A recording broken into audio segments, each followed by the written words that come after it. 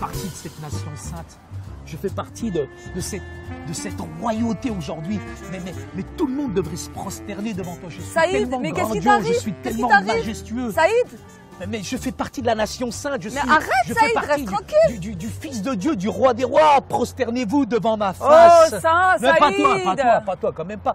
Tu Mais sais c'est pas presque que ça, enfin. toi-même, tu fais partie de cette nation sainte. Nous faisons partie de cette Mais- race élue, de Oui, ce mais sacerdoce bon, royal. faut pas Fatima. exagérer, Saïd. Bien sûr Je vais que pas non, t'appeler je mon m'exagère Altesse, pas. hein, Saïd. mais- C'est pas ça quand même. Mais on n'est pas n'importe qui. On n'est quand pas même. n'importe Nous qui, sommes mais- élus, nous sommes une nation sainte, nous avons été choisis. Faut que Fatima. t'arrêtes, faut que On n'est t'arrêtes. pas Saïd. n'importe Et, qui. et redescends sur terre, et dis-moi ce que c'est un sacrificateur. Selon toi, c'est quoi? Écoute, un sacrificateur, c'est quelqu'un qui a une telle connaissance de la parole de Dieu et qui est capable de la transporter, de la donner, de la partager avec les autres. On le reconnaît, le sacrificateur, avec sa tenue, avec ses vêtements. Il n'est pas comme les autres. Et c'est lui qui transmet la connaissance C'est au ça. peuple de Dieu.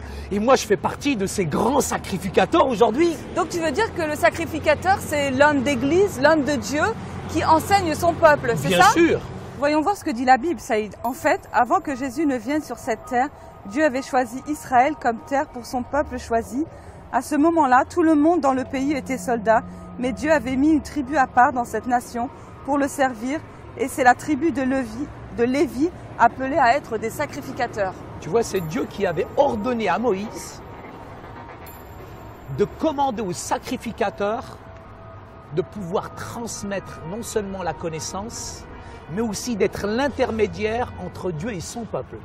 Ils n'étaient pas habillés, je dirais, de la même manière que le peuple. On pouvait les distinguer avec des vêtements qu'ils avaient qui étaient vraiment spéciaux, ces vêtements. On pouvait voir toutes sortes de pierres précieuses, etc. sur leur torse. Et eux, c'était les seuls qui pouvaient rentrer à l'intérieur du temple, c'est-à-dire dans le Saint des Saints, pour offrir des sacrifices d'expiation pour le peuple de Dieu. C'est ça. Et encore un texte biblique dit ceci, donc Dieu avait appelé sacrificateurs de l'époque des gens issus d'une famille spécifique pour adorer Dieu et pour s'occuper des choses liées à Dieu. Et tout ce qu'ils faisaient, c'était servir Dieu dans le tabernacle de Dieu. Tout ceci, ça s'est passé bien entendu avant que Jésus arrive. Donc, qu'est-ce qui s'est passé après la venue de Jésus? Tu sais, Fatima, il y avait des sacrificateurs qui étaient l'intermédiaire entre Dieu et le peuple. C'était des sacrificateurs qui sacrifiaient, je dirais, toutes sortes d'actions de grâce. Mais maintenant, nous sommes une race élue, un peuple qui a été choisi par Dieu, sélectionné par Dieu.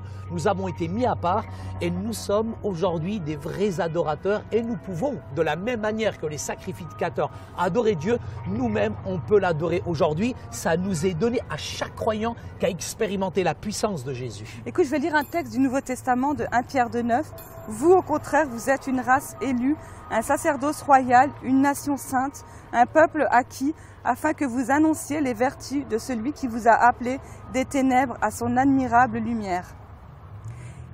Oui, je suis un sacerdoce royal, une nation sainte. Je fais partie de la race élue, Fatima. Eh oui, moi j'y crois à cette parole. Vrai, on fait partie d'une race élue. Je fais partie de ce sacerdoce royal, de cette nation sainte. Et j'adore Dieu par le Père, par le Fils et par l'action du Saint-Esprit. Mais c'est ça qui me rend bouillant. Je suis pas n'importe qui, Fatima, moi. Est-ce finalement, toi et moi, Saïd, est-ce qu'on est des personnes normales ou pas?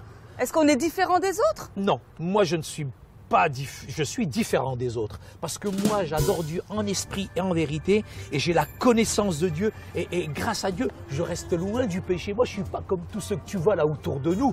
Moi je fais partie de la nation sainte. N'exagère pas, ça n'était pas ça. T'as pas une auréole sur la tête non plus. Hein. Ouais, il faut que je revienne un petit peu sur terre. On est quand même différent des autres, qu'on n'aspire plus à pécher comme on le faisait avant, qu'on recherche la justice de Dieu, mais comme on l'a dit, on pratique la respiration spirituelle, ne l'oublie pas, et on glorifie Dieu en tout. On croit en Jésus-Christ, on est des sacrificateurs, on est des nouvelles créatures, on est différents, on veille à suivre les commandements de Dieu. Et c'est ça qui nous fait rester loin du péché finalement, Saïd. Tu sais, adorer, c'est simplement rendre hommage, glorifier Dieu. Quand je contemple la nature, quand je vois tout ce qu'il y a autour de moi, j'ai cette action de grâce qui vient au plus profond de moi parce que celui que j'adore, il est beaucoup plus grand que moi. Et ça, c'est tellement important, c'est tellement bon, Fatima, d'adorer le Seigneur. Tu as dit qu'on l'adorait, mais il y a une autre chose qu'on fait aussi, Saïd, on le respecte. Bien sûr, ça va de soi. Il est respectable et ça veut dire qu'on doit constamment lui montrer du respect. Tu sais, c'est un grand privilège que nous avons en tant que chrétiens de pouvoir l'adorer, le célébrer, de pouvoir rentrer en communion avec lui, de pouvoir le glorifier. Ça nous a été donné de la même manière que ça a été donné, je dirais, aux sacrificateurs du temps de Moïse dans l'Ancienne Alliance. Aujourd'hui, en Jésus-Christ, nous pouvons l'adorer en esprit et en Alors vérité. finalement, Quel privilège! nous les chrétiens, on est des sacerdoces royales. Tout à on fait. a été choisis pour adorer Dieu en tout temps. Et n'importe où on peut l'adorer. C'est ça qui est beau finalement. Tu sais, avant, le peuple adorait finalement l'Éternel qu'à l'intérieur du temple. Avant, il y avait Ouais, le parvis. c'est ça. Et avant de rentrer dans le Saint des Saints, il devait toutes sortes de choses. Il devait, avant de pénétrer dans le temple, il devait offrir des sacrifices. Il y avait devait toute être cette pur. notion d'ablution, Cette etc. notion de pureté. Mais maintenant, nous avons été purifiés une bonne fois pour toutes par Jésus-Christ à la croix, et avec lui aujourd'hui nous sommes complètement affranchis, libérés. Donc il n'y a pas besoin de rentrer à l'intérieur, je dirais, d'un temple. On peut l'adhérer n'importe où, chez toi, dans la rue, à la maison, au travail, dans le métro, dans le train, dans l'avion. Tu peux l'adorer en esprit, en vérité. Pourquoi, Fatima? Parce que le temple, il est à l'intérieur de ton cœur, c'est le temple du Saint-Esprit. Alors ce que tu veux dire, c'est qu'on peut l'adorer partout, en tout temps, assis, debout, en levant les mains. Et en fait, ce que tu veux dire, c'est que notre adoration, elle est spirituelle et on peut l'adorer grâce à l'Esprit de Dieu. C'est lui qui nous pousse finalement à l'adorer. Ben ouais, avant Saïd. les sacrificateurs, Fatima, ils se couchaient complètement par terre. Mais maintenant, ce n'est pas la peine de pratiquer une gymnastique spirituelle. Ce n'est pas la peine de te mettre à plat ventre ou quoi que ce soit. Ce n'est pas une question de position, c'est une question De d'une cœur. attitude de Du cœur. cœur. C'est à l'intérieur du cœur que tout se passe. Et on peut l'adorer en esprit et en vérité. Parce que notre adoration, elle n'est plus dans les actes, mais elle est spirituelle, comme je le disais. Ça, c'est fort, ça me pousse vraiment. J'ai vraiment envie que dimanche prochain... Il y en a un qui n'a rien compris là. Qu'est-ce qu'il fait? Monsieur, s'il vous plaît. C'est Monsieur, un malade? monsieur, je crois que vous avez au moins 4000 ans de retard. Hein. Monsieur, c'est fini cette attitude. Hein. Vous n'avez plus besoin de ça. Hein. Vous n'avez plus besoin de ça. S'il vous plaît, monsieur, on va vous expliquer. On va vous expliquer, venez. Mais non, vous n'avez pas besoin de ça. Vous n'avez pas besoin. Venez, venez, venez. Oh là là, mais il y en a qui comprennent rien du tout. Celui-là, le il a pauvre, 4000 ans de le retard. Hein. pauvre. Il a Bah, 4000 écoute, ans de retard, Il celui-là. n'a pas On est au expérimenté. 21e siècle, monsieur. La religion, ça sert à rien du tout. Mais c'est l'attitude du cœur qui compte. Il n'a pas compris qu'en fait, il fallait adorer Dieu par Mais l'Esprit, complètement, Seigneur. Il a vraiment complètement. besoin de comprendre que louer Dieu, comme tu le disais tout à l'heure, c'est une attitude de cœur. Et on peut l'adorer sans cesse aussi. Sans cesse. Il n'y a pas un moment où on va s'arrêter. On peut le regarder, on peut le trouver en fait n'importe où. Et c'est ça qui est beau. On n'a plus besoin de rentrer dans un temple. Tu sais, quand on l'adore, Fatima, l'adoration, c'est aussi parfois simplement prendre soin d'une personne âgée. Aussi. C'est visiter sa propre famille. C'est prendre du temps avec ses enfants. L'attitude de l'adoration, avant tout, elle se célèbre aussi par des actes qui sont concrets. C'est ça. Il y en a qui adorent, mais finalement c'est religieux, ce sont des œuvres pour essayer d'atteindre Dieu. Mais dans l'attitude de ton cœur, l'adoration, c'est simplement aussi l'écouter, le remercier pour la vie qu'il nous donne. C'est ça une vraie attitude d'adoration. Ce sont des actes d'adoration qui montent vers Dieu. Alors je commence à comprendre ce que tu veux dire. C'est que l'attitude, elle est de cœur, elle est aussi dans les actes. Parce que quelquefois on croit qu'elle est de cœur et parce qu'on est plus heureux, plus content, on est plus fort pour adorer Dieu. Mais ce que tu veux dire, c'est que prendre soin de son prochain, ça c'est adorer Même Dieu. son ennemi, c'est son un ennemi. acte d'adoration. Il y a aussi une autre forme d'adoration, Saïd, c'est qu'on peut faire des louanges, Bien sûr. on peut chanter, on peut, au travers de sa parole, on peut aussi l'adorer parce qu'on le découvre. Bien sûr, on le Il y découvre a plus différentes, profondément. il y a des chants aussi qui sont inspirés, C'est vrai. Saïd. C'est tellement de choses et je sens que dimanche prochain, je vais l'adorer différemment. Waouh. Ou dans la semaine, parce que Bien tu as dit sûr. que c'était pas seulement dans le temple Bien qu'il fallait sûr. l'adorer. C'est chaque instant, à tout Donc, moment. on a vu aujourd'hui que nous, chrétiens, on est tous appelés sacrificateurs.